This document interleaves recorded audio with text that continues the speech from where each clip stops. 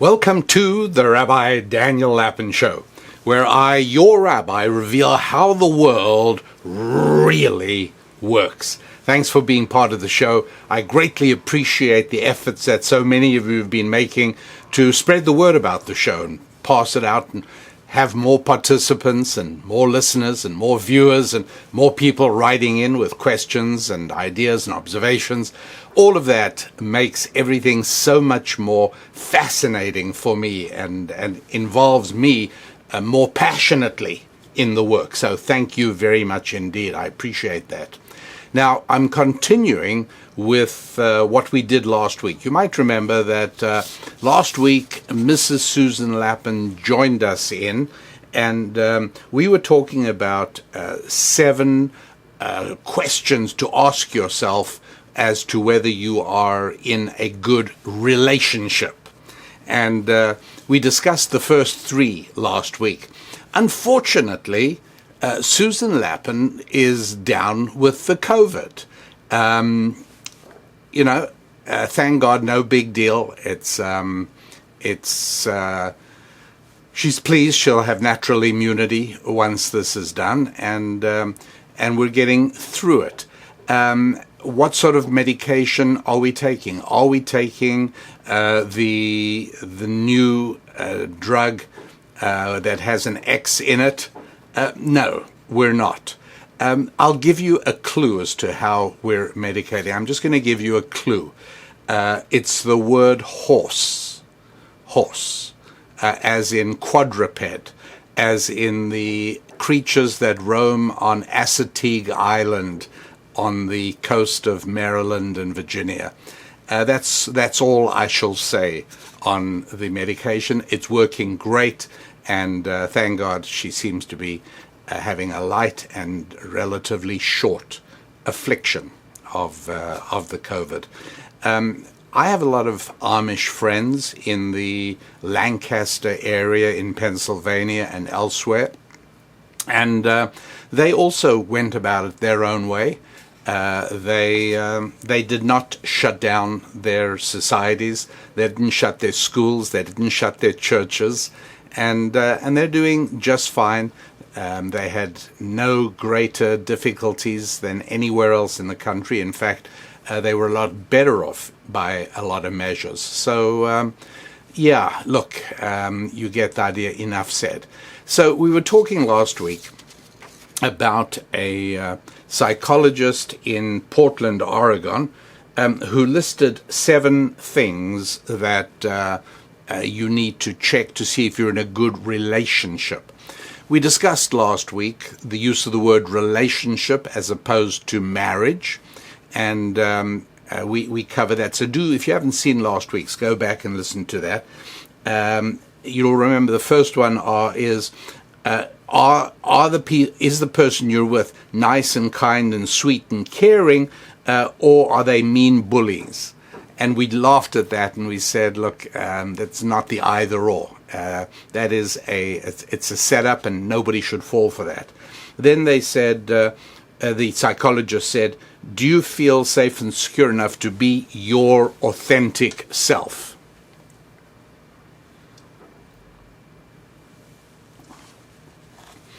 And we explained there that there is no such thing as your authentic self.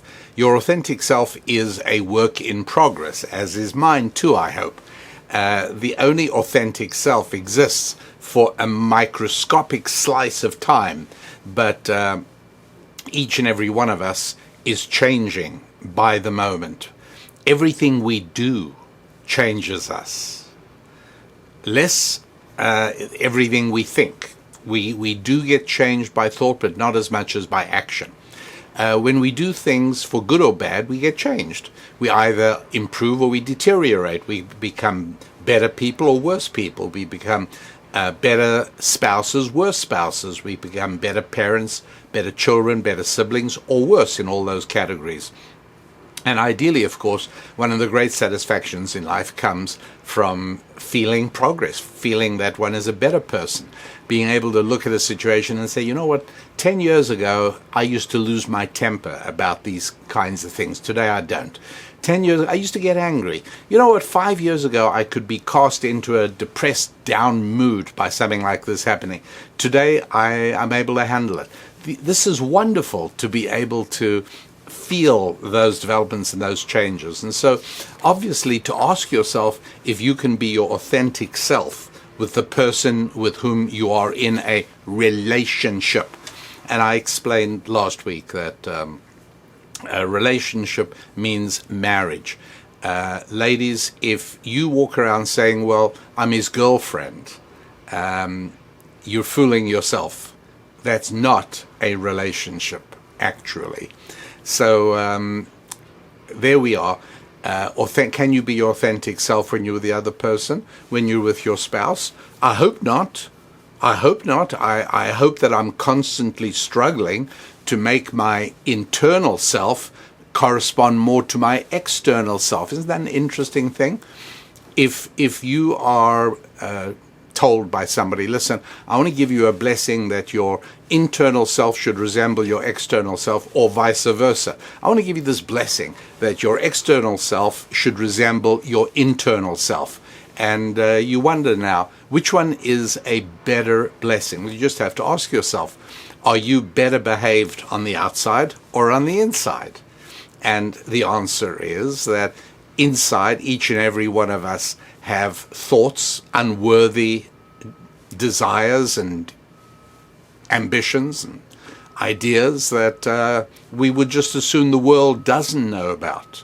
But by the time we have filtered out our instincts and our emotions to be able to be reflected on the outside, we generally want to project on the outside the best possible version of ourselves that we can be.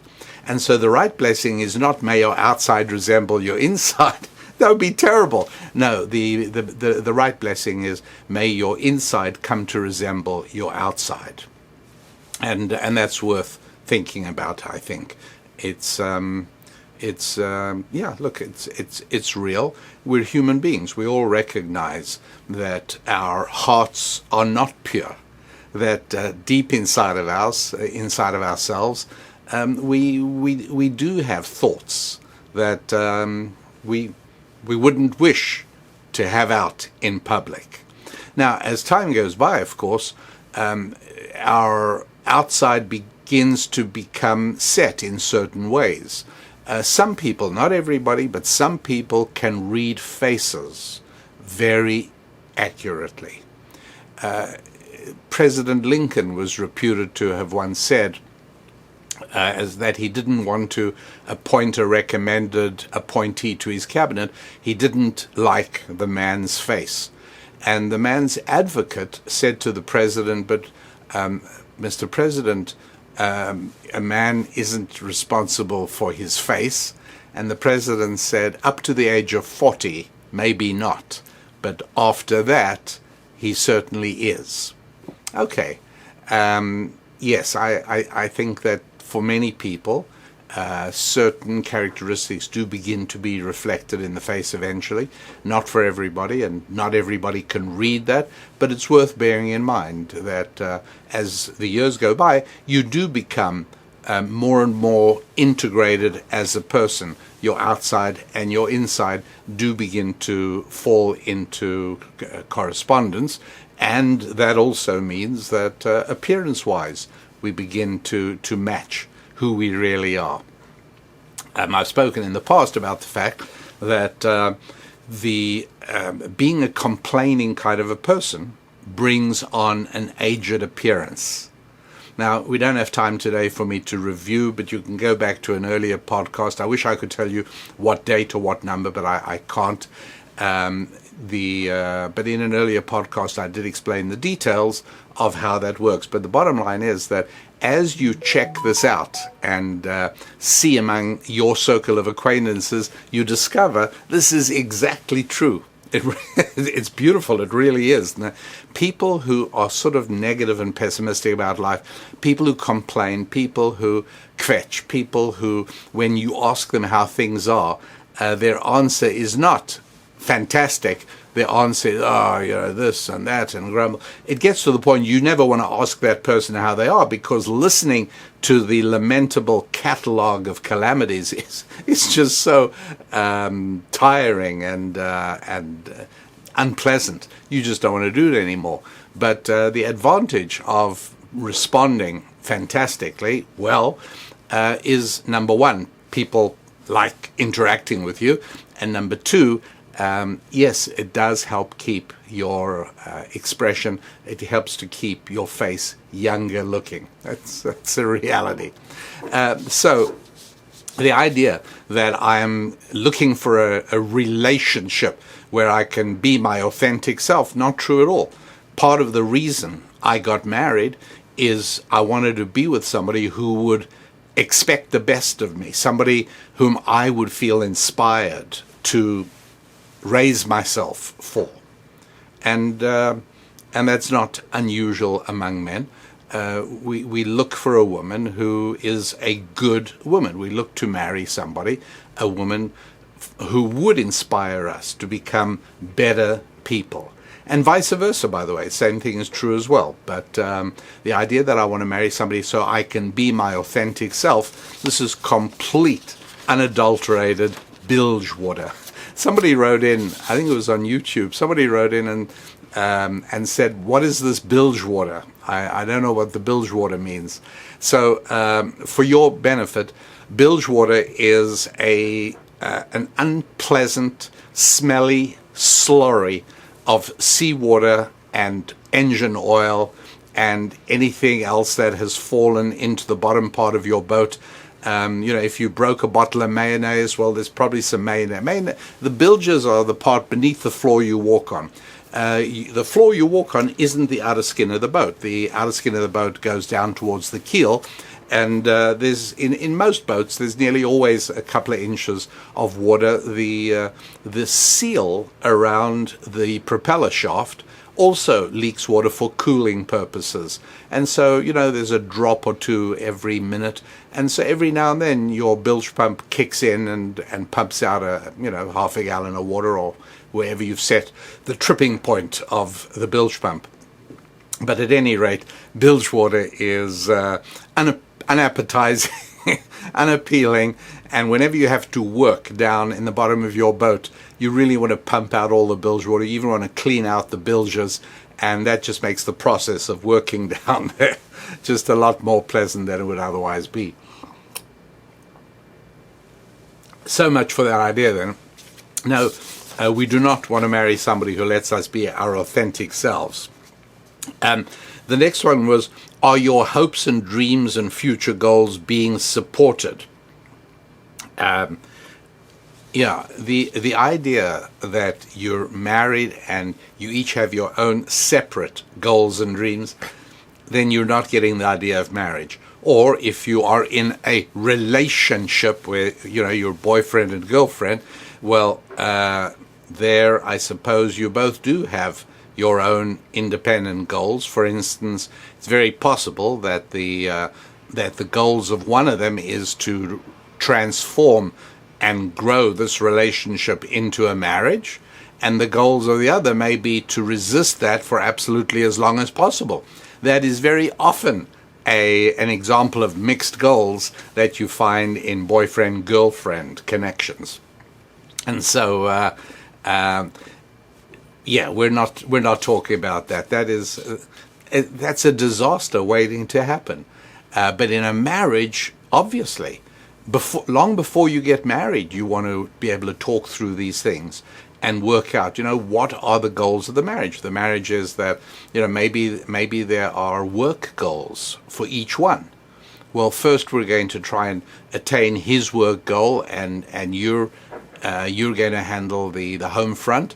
Maybe it's the other way around, but whatever it is, it's the couple working together in order to achieve the dreamlike, beautiful state of being married, when you are heart and soul, body and soul, whether you're totally and entirely connected with somebody, sharing the same vision for the future, wanting the same thing for yourselves and the same thing for your children, whether they're yet born or your future children, but to be with somebody where you have a unified set of goals, that is what a marriage relationship really means.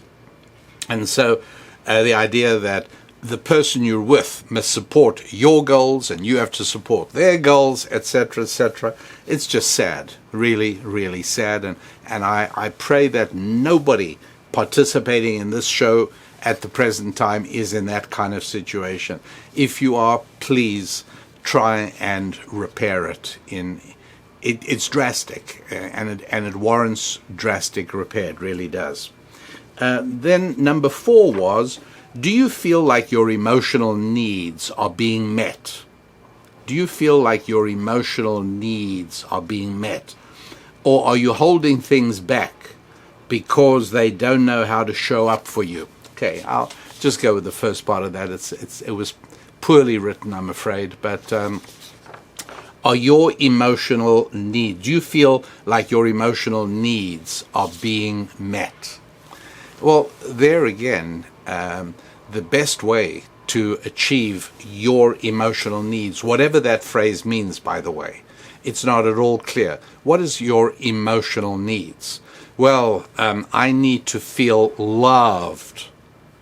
Okay, well, then you have to determine with your spouse what are the ways in which you feel love. For a man, it is very often, and not exclusively, but nearly always involves physical intimacy. Right? A man feels he is loved when a woman shares herself with him. It's as clearly put as I can. For a woman, that's also obviously relevant and real, but there are additional needs that a woman has in terms of feeling connected with and communicated with, feeling admired and adored, feeling protected. For a man, in addition to physical intimacy, feeling admired and respected. Now, these are all things that are brought about by actions, by behaviors. And so it's not a case of, are my emotional needs being met? First of all, it's what am I doing to make sure my spouse's needs are being met? I don't need the word emotional in front of it. She has many needs. One of her needs is that she has to be able to feel attractive, and that means that she spends more money and more time on appearance than a man does or might. And it's part of a husband's duty to make that available, to provide all of that. I know that a lot of what I say probably sounds sometimes terribly antiquated. Right? Do you feel that I'm somehow speaking to the 18th century or the 19th century? And the answer is that I'm not at all. I'm very aware of how far we've all slipped in so many different zones of life, but particularly in the area of marriage. I know how far we've slipped from the ideal marriage, and we've all taken guidance from unauthorized and mendacious experts who will tell you the most important thing in a marriage is equality, and so on, and all kinds of other things like that, when these things are simply aren't true. There are marriages that are in horrible shape. I mean, honestly, I don't know that I would be able to have stayed in such a marriage. There are marriages that are built off the latest advice, off the internet, or off Psychology Today magazine, and they don't work. They just don't. And so I prefer, even though it may sound antiquated and may not be applicable in precisely the way I say it to everybody at the present moment, but if you know the truth, it's much easier for you to adapt to the closest to the truth you can possibly manage. But if it's distorted when it comes to you, then you don't stand a chance, right? I understand. If you're building a bridge, you might be trying to build a bridge over a creek in Africa. Somebody else might be trying to build a bridge over a long strait. They want a 2-mile suspension bridge in China. Somebody else might be trying to build a garden feature over a pond.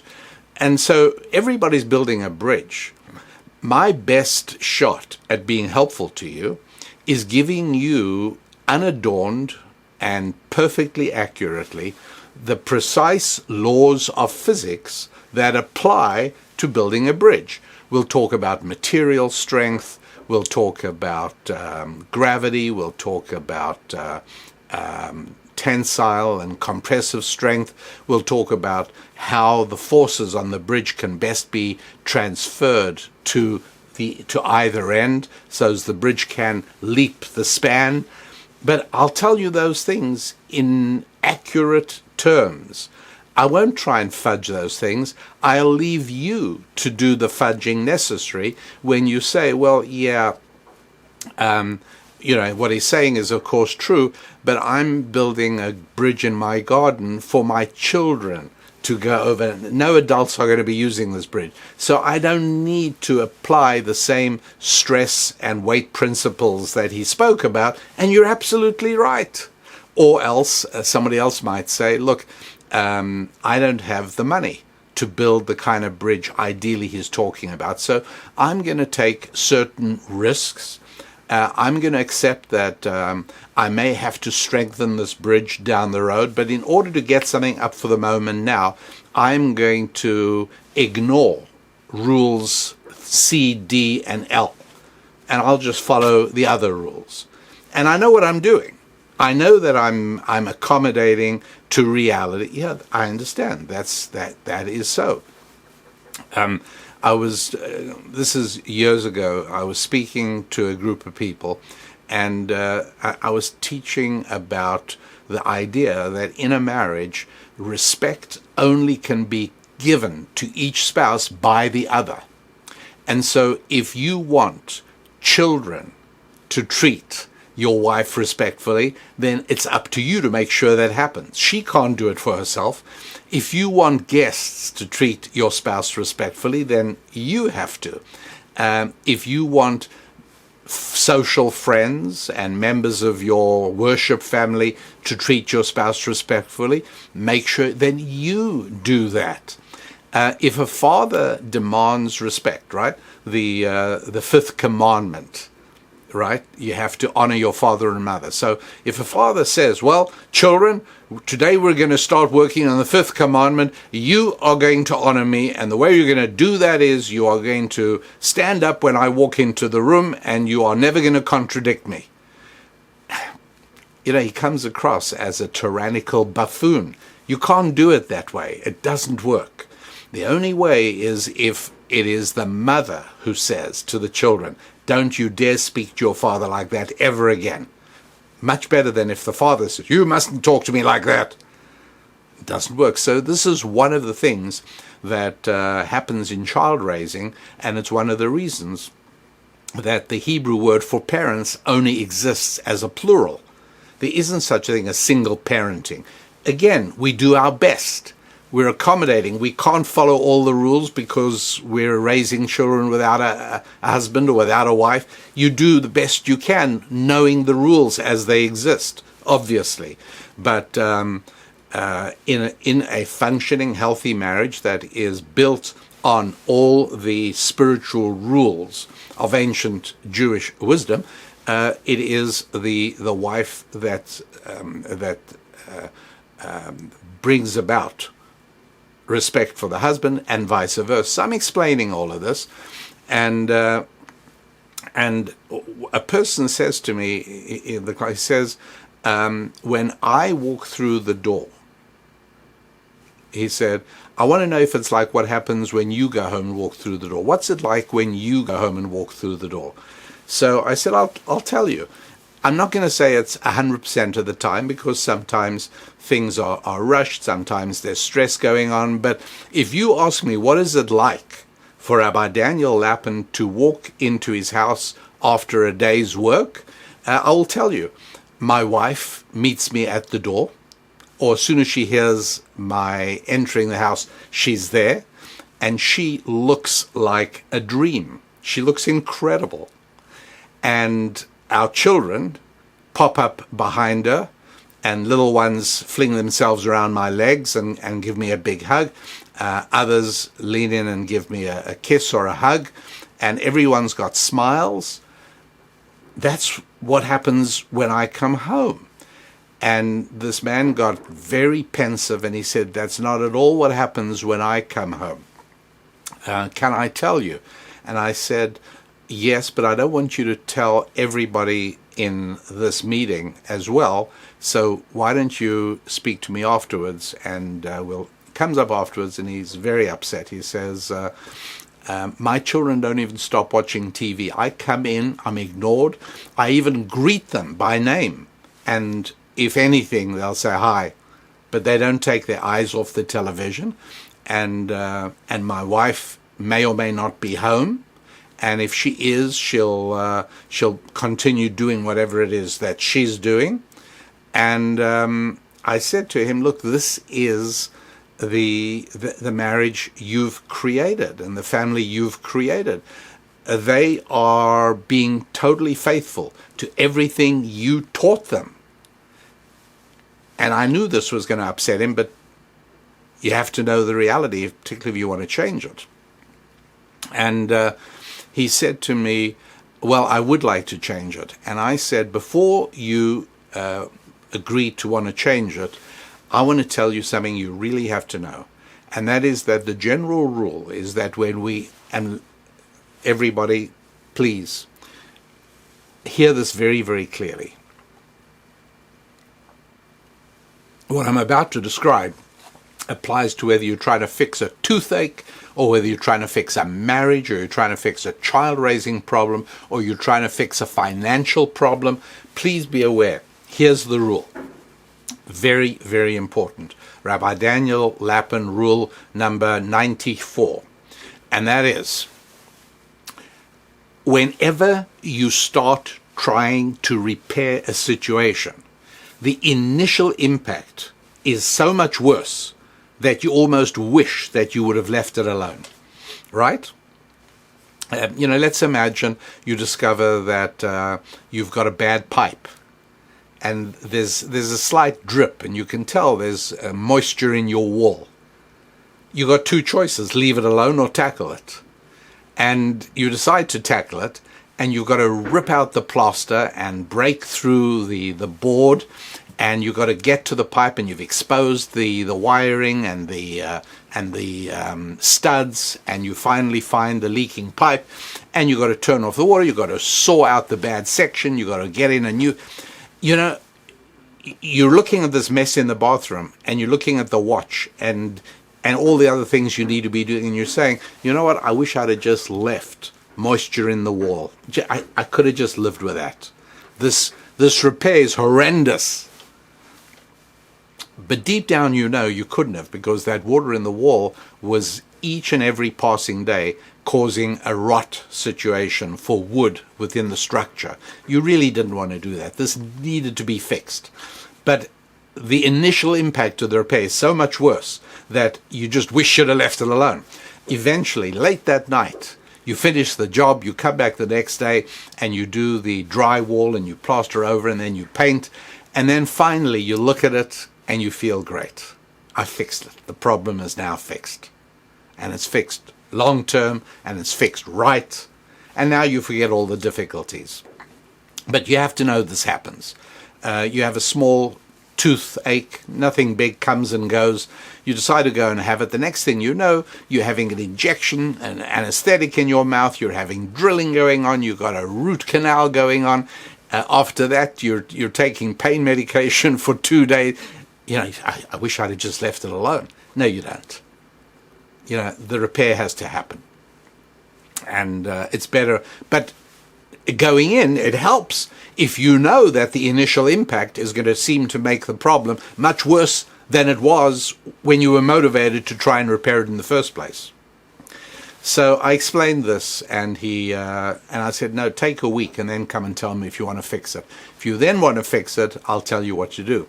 He came back a week later and said, I really want to fix it. I'm not happy. Now that I know what a marriage can be like, I want to fix it. Your kids are teenagers already. This is going to be really hard. Please remember what I told you. It will deteriorate before it gets better. Remember that right now, it's not ideal, but at least it's relatively peaceful. You come home and, you can, if you want to do something, you can go ahead and nobody's bothering you. They're not greeting you. They're not acknowledging you. They're not showing love to you. None of that. But at least you got peace. And he said, well, I still want to do it. I said, tell me, how about if it leads to a divorce? Will you still feel that it's worthwhile? And he looked me in the eye and he said, I've thought about that. I realized, obviously, that when you said it could get worse and will get worse, maybe it means much worse. And I wouldn't like that. He said, I would not. But if that happened, I will do my best to get married as soon as I've recovered from the trauma. And I will try and build a new family, and I'll try and get this one right. And anyways, I told him what he has to do, and obviously it got much worse. His wife and his children were highly indignant when he made his demands known, because his wife wasn't buying into this at all. Anyways, I could tell you much more about this story, and maybe one day I will. I saw this individual when I was in his city during this year, just earlier this year. And he is remarried, as I knew he was. He has 3 young children, and he has a beautiful family. And he took me aside into another room when I was visiting, and he said, I have only one thing to say, and that is thank you. And I often ask myself, why didn't I know you when I was starting off my married life? And I said, look, perhaps the most frequent comment I get is, where were you when I was setting my life up financially or family-wise in every other way? Look, I get it. I mean, we are living in such a damaged culture. In whatever country you're living in, this is true for almost every country. We're living in such a damaged culture that we all go ahead and make critical decisions having to do with finances and families, sometimes even fitness, sometimes even our health, without knowing the things we should have known. It's sad, it's horrible, and it's terrible, but better late than never. And in this man's case, he knew what he was doing. He decided, in fact, to go ahead just as he wanted to, and to try and he hoped it wouldn't come to it. He hoped he'd be able. No, but we all would like to be married only once, right? Everyone's desire. I mean, even little children should learn. You should teach little kids. Remember that it's a wonderful thing to be married only once. It's a wonderful thing. There was talking about blessings, may you marry and be married only once. There's a rabbi, no longer alive, but I was at his funeral when I was 16 years old. So I knew exactly who he was. 16, I think I was 16 when I was at his funeral. And he needed to try and get some Jewish refugees out of Italy. After Mussolini came to power and the Germans were in control and Jews were being rounded up in Italy, there were some Jews that appealed to this rabbi to help get them out. And he he sought out a mafia leader in New York, and he asked for a meeting. And it's like two dons, because these are two highly respected gentlemen, one law-abiding, one less so, but both very committed to family, both very committed to people.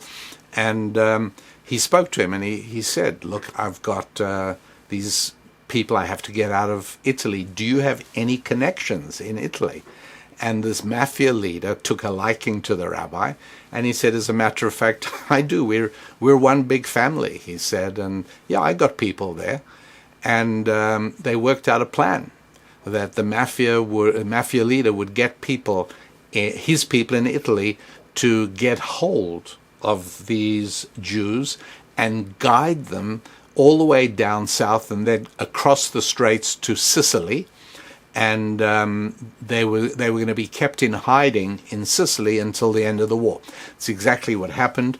And a little while later, the war did come to an end. They had survived. They were being kept alive by a mafia family in Italy.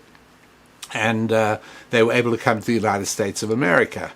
And the rabbi invited the mafia leader back again to meet the people, and for them to have an opportunity to express their gratitude to him. And it was a very remarkable gathering, as you can imagine.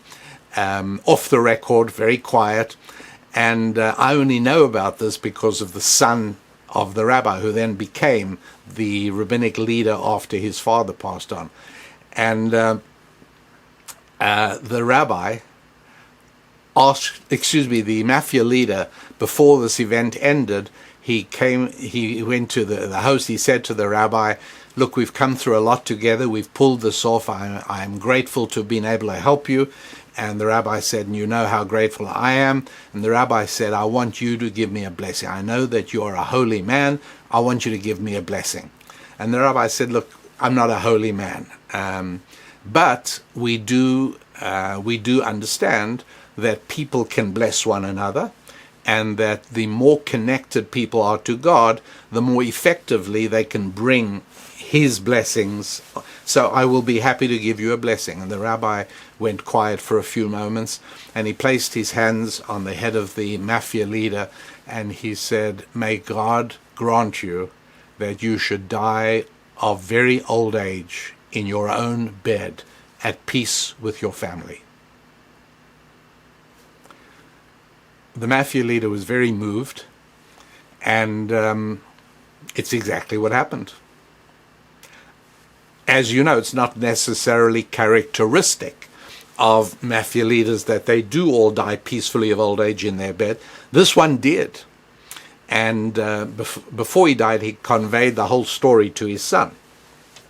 His son came to visit the new rabbi, who was the son of the old rabbi, and he said he came to visit him in the town in which he lived, and this new mafia leader, the younger man, said, our fathers were very good friends.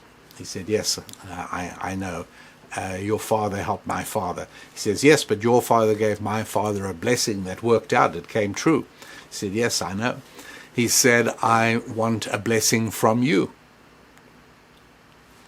And he said to him, I am not yet at the stage of my father where I'm able to give that kind of blessing. So I'm not able to do that. And so he didn't give him a blessing at that point. But from what I know, the relationship continued. And I don't know that there was not a later opportunity.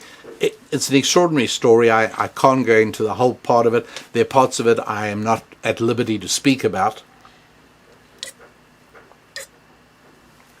But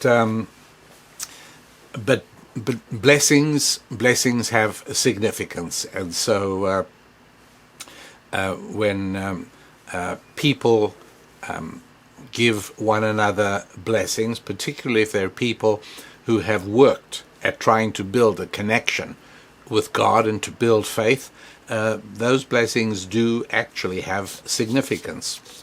And so in marriage, yeah, that's right also. And I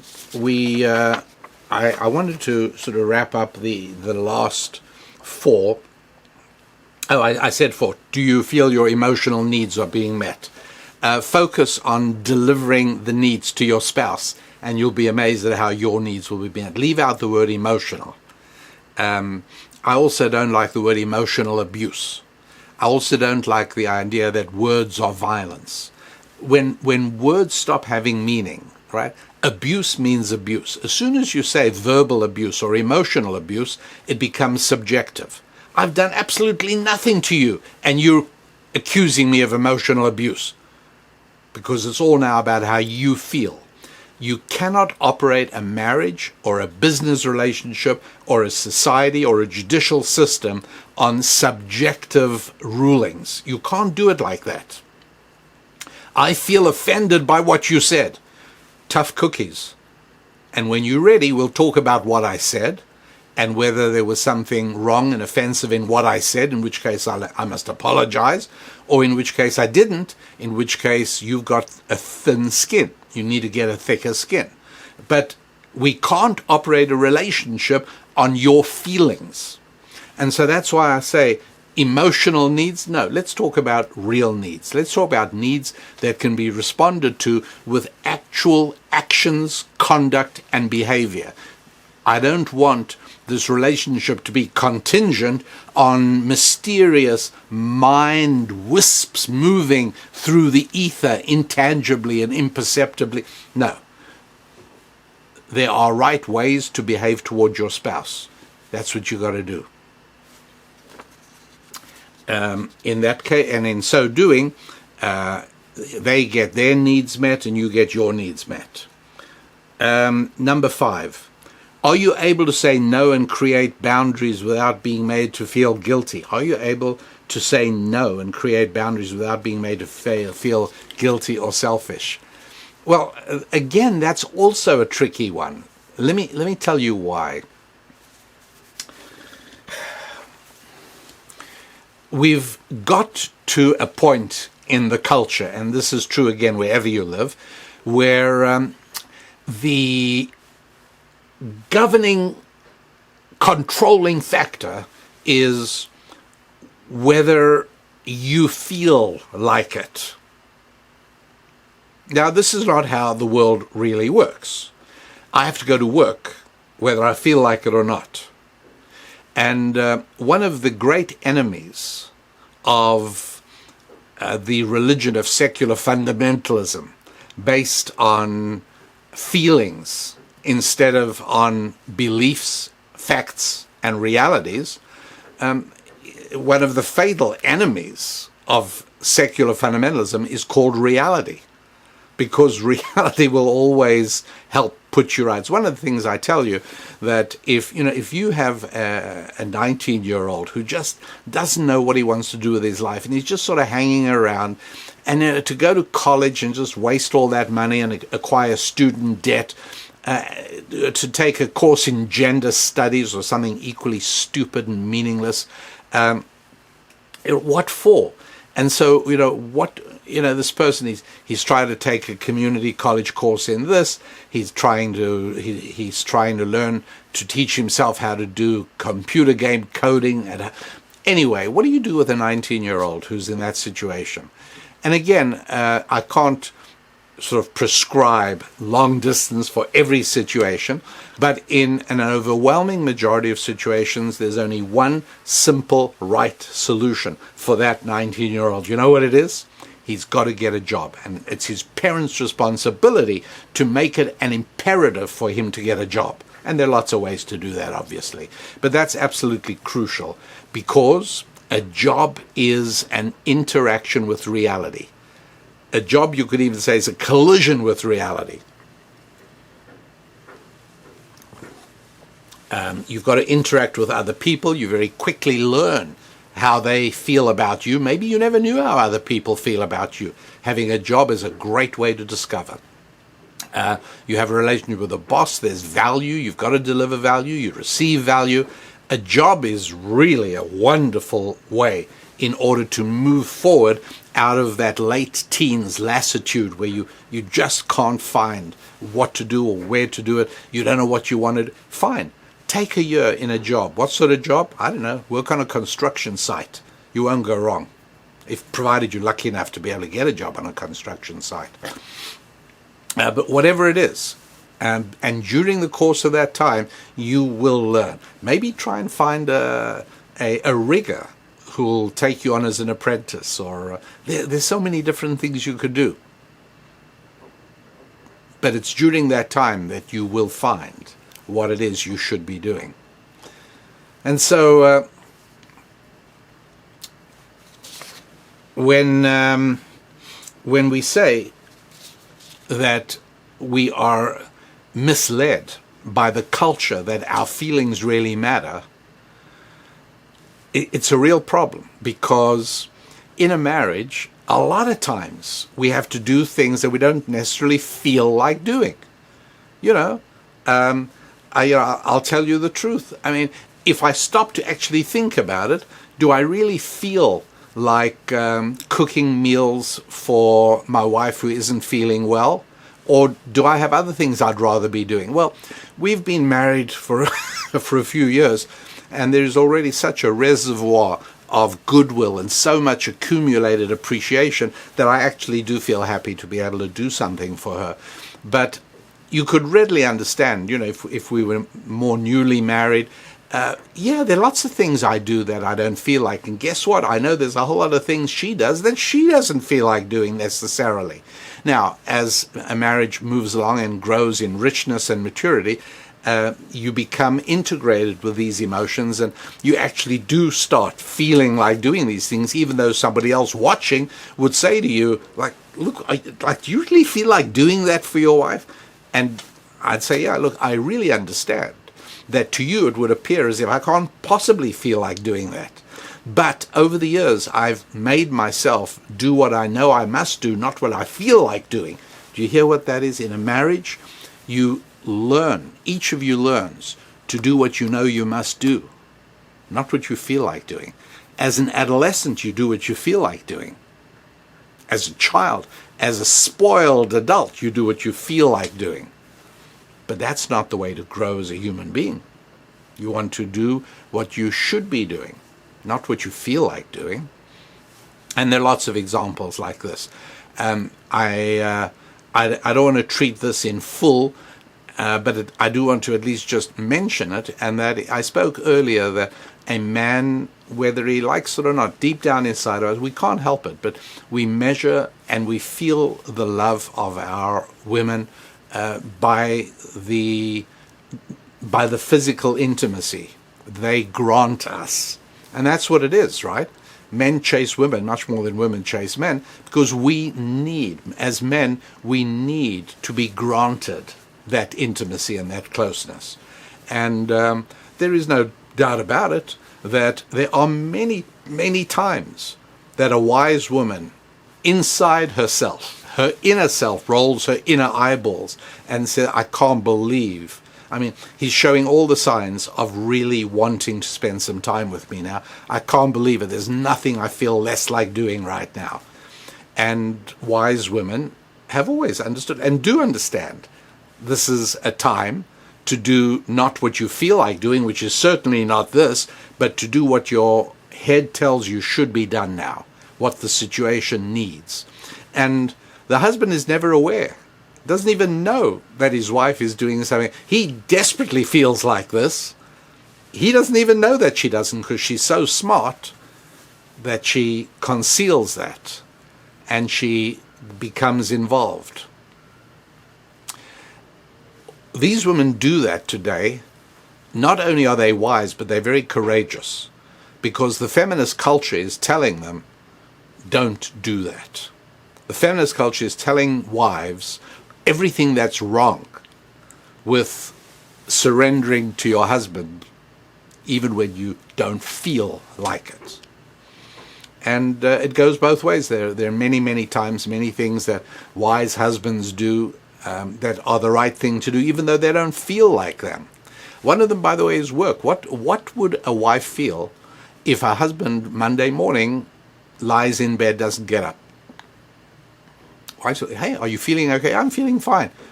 What's about work? I didn't feel like going to work today. That would fill many wives with a deep sense of unease and misgiving. Because one of the things we expect from mature partners is to act not the way we feel, but to act the way we know we should act. So it's a really, really very important point. And so, number 6, are you ever being coerced into doing something you're not feeling like doing? I guess I've covered this already. Yeah, it's not a case of being coerced. It's a case of knowing it's the right thing to do for my marriage, even though it's not what I feel like doing. Sure, plenty times. There's no husband or wife in a good marriage who wouldn't say, yeah, of course there are times I feel I've been coerced into having to do things. Absolutely. And number 7, the last one is, after an argument, and you know, by the way, that I don't approve of any of these things. I think these are terrible. These are from a Portland, Oregon psychologist, published these, and I think it was on Instagram, and it like went berserk. 2 million people. You know, because I guess people like lists that simplify things. So here are 7 questions to test your relationship. It's a disaster. I mean, following this is so bad. And so I thought it would be interesting if I devoted 2 shows, more or less, to debunking. And the last one is, after an argument, are you able to repair and reconnect without feeling battered and exhausted? Okay, fine. Look, again, in a marriage, mechanisms for resolving disputes are things you work out very, very early, ideally before you're married. I think I've told you that one of the things that I recommend couples is before you get married, choose who will be your mediator. Who will you go to? When there is an issue between you, who will you go to that you will allow to resolve the dispute for you? And that way, having agreed to this in advance, at the end of the issue, neither of you has been defeated by the other. Neither of you has given up and let the other have his way. But no, you've both given into the system you set up when you got married. My wife and I did that. When we got married, we decided to choose somebody. To my astonishment, she suggested my father, to whom I readily agreed. Had I but known then that on almost every issue we brought to him, like 4 out of 5 issues we brought to him, he sided with her, not with me. And I don't think he was siding with her. I think in hindsight, yeah, she was right. You know, but I couldn't see it. I was emotionally involved at the time. He, as an outsider, saw it. And it was great because in every case, we having obviously a bitter argument that necessitated us going to see my father. So it was a pretty intense argument, but in each of the cases, it was resolved calmly because once he'd given his decision, we smiled and okay, fine, that's how it goes. And it's really a very good way of dealing with it. Even if you don't do that, married couples, find ways to get over disputes quickly. So again, I don't think that is necessarily a good way. If you're in a long-term relationship and you don't have a way of getting over disputes, that's not good. And that's pretty much what he says. So I'll give him 1 out of 7 is what I will give him. A large part, and I just want to make sure there was nothing else that I noted that I felt I had to tell you about. The only other thing that I wanted to mention was that, and I've spoken about this before, but not in exactly the same kind of a way, and that is that love is always cited as the main thing. I've heard this again and again. I've heard marriage counselors. Sometimes marriage counselors have consulted me, and they've said, well, this couple, they don't love each other anymore, so I guess there's no way to save that marriage. Nonsense. That's not true. That's not true at all. The marriage is not contingent on love. And what is love anyways? The truth is that if you cannot distinguish between love and lust, if you can't distinguish between the giving aspects of love and the taking aspects of love, then you have no business using the word in the first place. No, love means to be consumed by an irresistible drive to just give and to bestow and to do good for the other person, the subject of your love. And that's what it is. When people speak about loving God, it's just an overflowing. This is one of the reasons that sacrifices are a reality in the Bible, because you just want to give to God, or you're so overwhelmed with love. That's exactly what it is. When parents love children, which is the most reliable form of love there is, and it is, in fact, the first usage of the word love in the Bible is in the context of Abraham and his son Isaac. Parents love children. That's why they just give them all the time. Parents don't stop doing for children. That's what's going on. That's what love means. And so, a marriage, if there's a commitment and a set of shared values in the marriage, and those haven't changed and they shouldn't, of course the marriage can be put together. There's no question about that. It needs skillful outside assistance. There's no question about it. But the question is not, do you still love one another? And again, as I said, I've seen ill-advised counselors say to a couple that comes to them with a tottering marriage, well, do you still love one another? Excuse me? Who knows? What sort of... Few people can answer that question under normal circumstances, certainly not under stress. So, my dear happy warriors, I am going to leave it over here for today's show. I want to thank you very, very much for being part of the show and being with us. I want to ask you to head over to the website, RabbiDanielLapin.com. And here's what I want you to do. There is a way to watch a free half hour of my teaching series, Scrolling Through Scripture. Absolutely free. Enjoy it. It'll begin to give you an insight into where ancient Jewish wisdom is rooted and how it is that the critical difference between knowledge and wisdom can make all the difference between a successfully lived life and a bilge water-like mess.